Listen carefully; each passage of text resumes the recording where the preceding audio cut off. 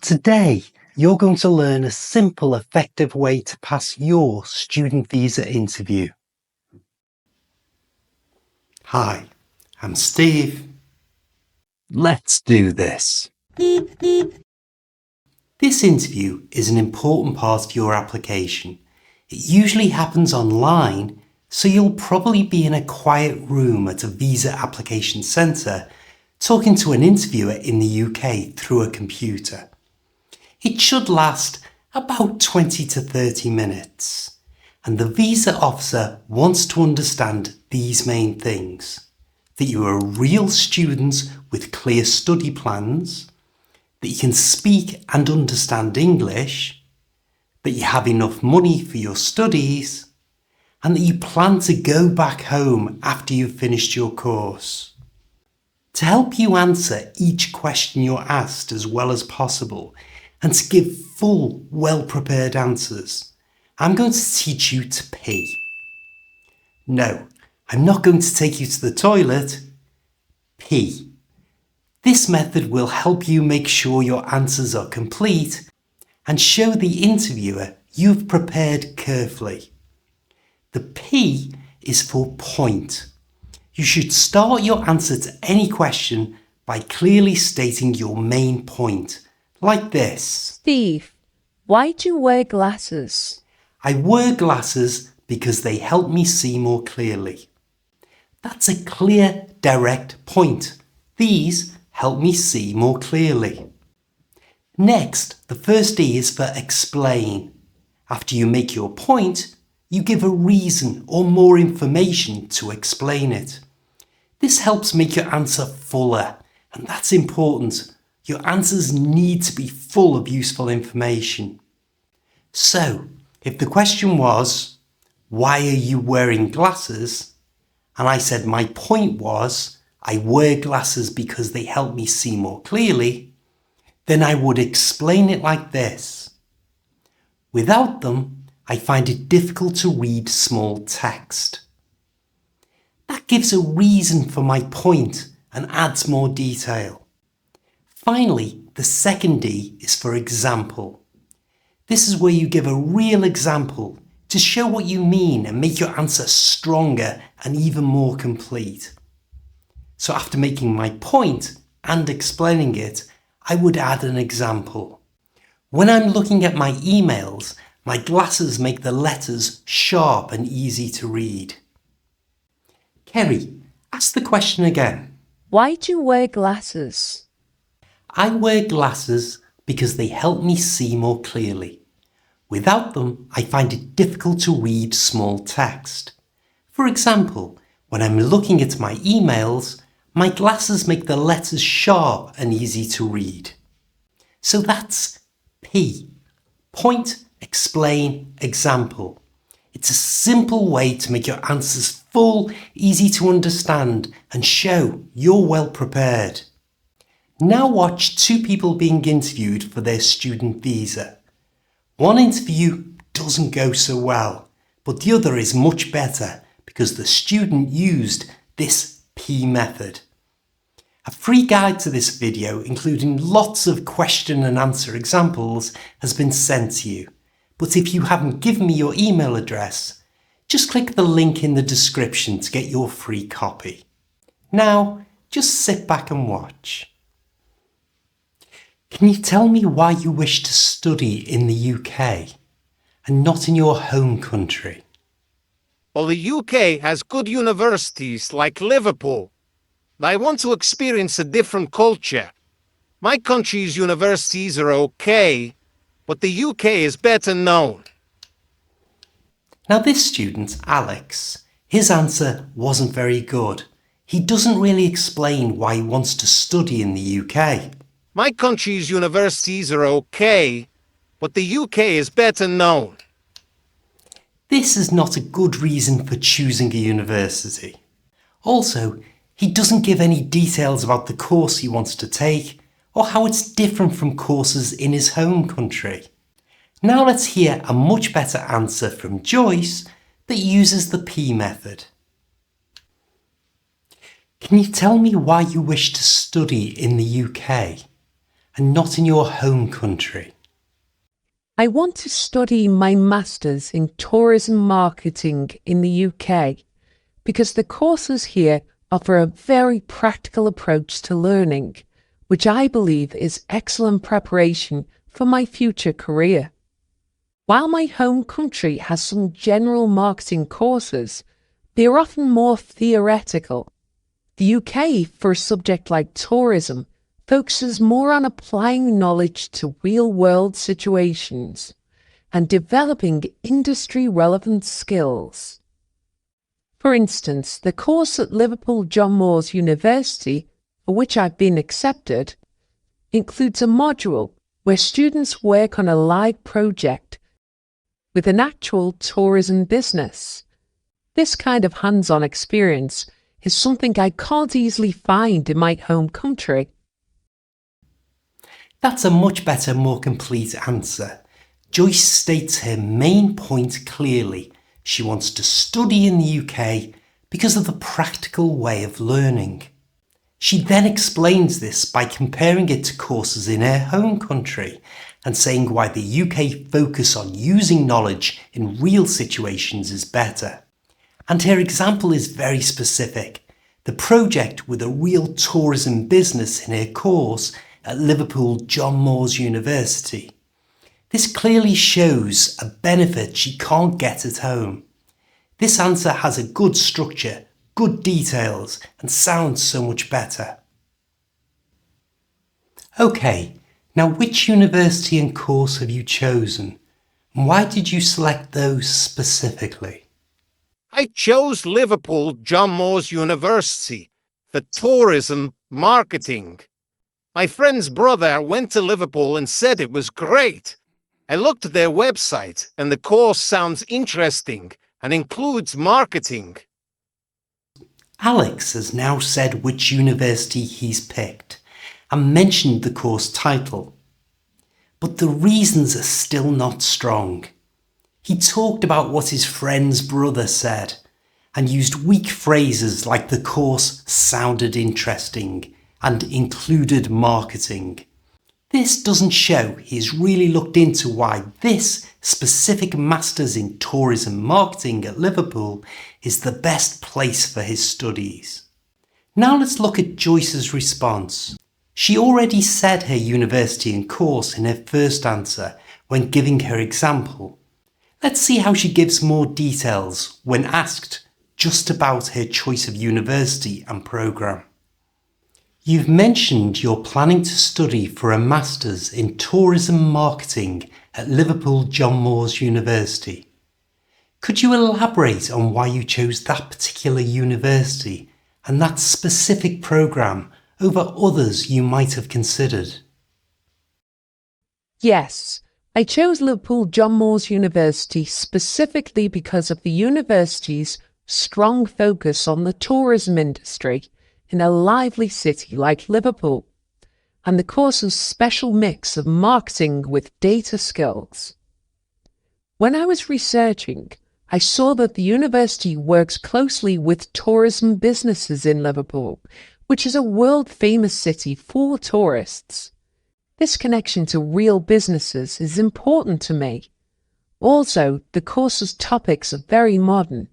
Many other universities teach general marketing, but this course's focus on using data analysis for tourism is not common, and it's exactly what I want to learn.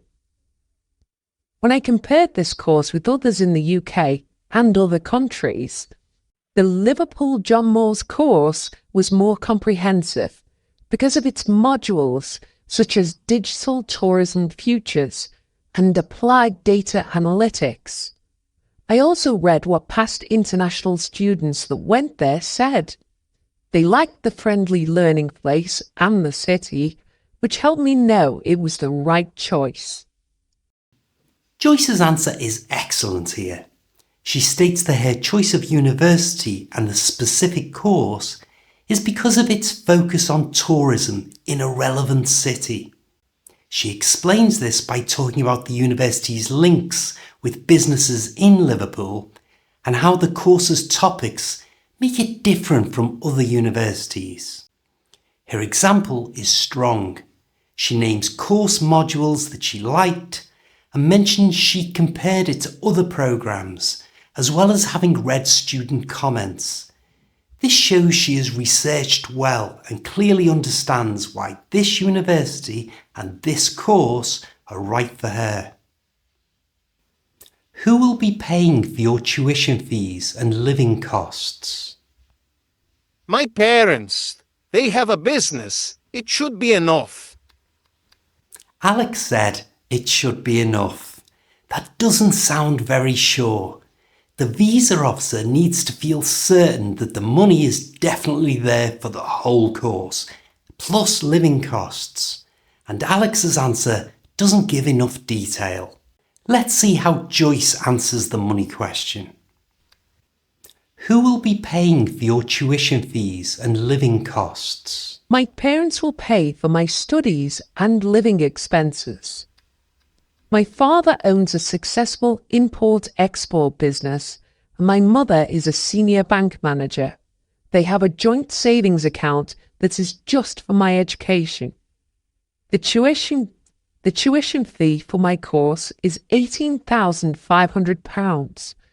I have also looked up living costs in Liverpool and know I need about £1,000 per month. We have already got the official bank statements showing this money is available and a letter from my parents saying that they will support me. I have put these with my application. Joyce states clearly who is paying. She explains where the money is coming from, their jobs, and shows she knows the costs for her course and living in Liverpool. The example of having the correct money documents ready is excellent, showing she's organised and understands what's needed. Do you intend to work part-time in the UK while you're studying to help support yourself? Yes, I hope so. I'll need to earn some extra money, so I'm willing to work in any job. Alex's answer here could be a problem. Working part-time is usually allowed, but the answer makes it sound like he will have to work to pay for things. This might make the visa officer doubt the money information he gave earlier. Also, saying that he'll take any job shows that he hasn't thought about how working will affect his studies. Visa officers want to see that study is your main reason for coming to the UK. Now let's see how Joyce answers the question about part-time work. Do you intend to work part-time in the UK while you're studying to help support yourself? My plan is to focus on my studies as my parents are fully paying for my course and living costs. I have done some research and I am aware that my student visa allows me to work up to 20 hours per week. However, if I do take a part-time job, it would be mainly to get some UK work experience, plus for a little extra spending money, not because I need to. For example, if there was a chance to work a few hours a week in a customer service or marketing job at the university or a local tourism business, I might consider it, as long as it doesn't affect my studies. This answer is very good. She states clearly that her studies come first. She explains that any work would be for experience or extra spending money, not for essential support. And importantly, she shows that she knows the visa rules about working hours. Her example of the type of work she might do is sensible and even connects to her studies. This shows she understands what the visa is for. What are your plans after completing your studies? I'll look for a job, maybe in the UK if I can, or I'll go back home. This answer will worry the interviewer. Saying you maybe want to find a job in the UK can suggest that you're not really a temporary student. The main purpose of the visa is study, and the interviewer expects you to plan to return home. Now let's see Joyce's plans after she finishes her studies. What are your plans after completing your studies? After I complete my master's, I will return to my home country to start my career in the tourism industry. There is a growing need for people with good marketing and data skills there, especially as we want to encourage more international visitors. My UK qualification will be essential to me. I plan to work for either the National Tourism Board or a big hotel group specialising in marketing, using the skills I will have learned at Liverpool University to help develop and promote tourism in my country. Joyce clearly states that she will return home. She explains the job opportunities in her country and how a UK degree will help her. Her example of specific jobs or places to work makes her plans sound real and well thought through. Have you ever been refused a visa for any country, including the UK? Yes, once, for Canada. I don't know why, they just said no. Alex is honest about his visa refusal, which is good. However, saying "I don't know why" is very weak. It suggests that he hasn't understood the reasons for the refusal or taken any steps to address or fix them. This will not give the visa officer confidence. Honesty is the key here, along with showing you've learned from the experience. Have you ever been refused a visa for any country, including the UK?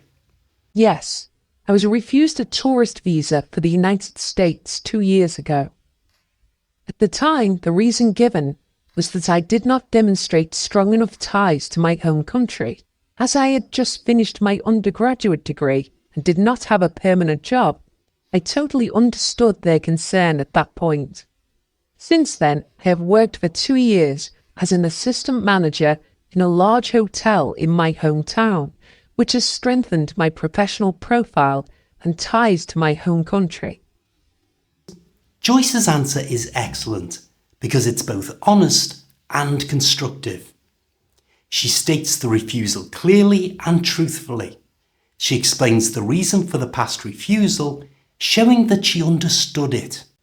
Crucially, her example shows what she's done since then to address those previous concerns, and how her current application is stronger. This demonstrates maturity and that she has taken the previous refusal seriously. Now for a couple of quick pronunciation tips. First, use falling intonation at the end of your statements. In other words, make your pitch go down like this. This makes you sound more certain and confident. For example, instead of your voice going up at the end of "I want to study in the UK", let it fall slightly. "I want to study in the UK. I want to study in the UK." You try. "I want to study in the UK."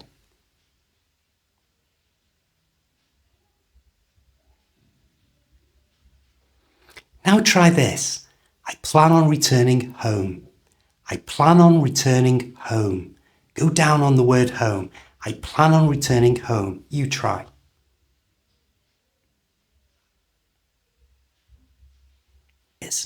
The second thing is pay attention to clearly pronouncing the key words in your answers, especially the names of your university and course. Practice saying them slowly and clearly, like this: Newcastle University, Mechanical Engineering. This helps the interviewer understand you and gives them confidence in your credibility as a potential student. Remember, the main reasons for this interview are to check that you are a genuine student with clear plans and to see how well you can communicate in English. And you can improve your language skills by working through this video. I'll see you next time.